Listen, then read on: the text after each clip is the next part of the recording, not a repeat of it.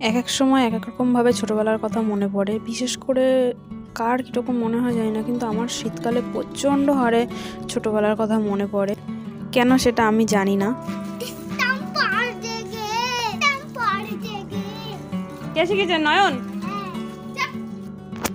ছোটোবেলার অনেক অনেক গল্প আছে শীতকালের, সেটা হয়তো একটা ভিডিওতে বলা সম্ভব না কোনোভাবেই। কিছু কিছু করে আমি হয়তো কোনো ভিডিওতে আমি শেয়ার করব তোমাদের সাথে আমার ছোটোবেলার শীতকালের এক গুচ্ছ গল্প। তার মধ্যে এক অন্যতম গল্প হচ্ছে ভোরবেলা কুয়াশা, চারিদিকে অন্ধকার হয়ে থাকা, তার মধ্যে টিউশনি পড়তে যাওয়া।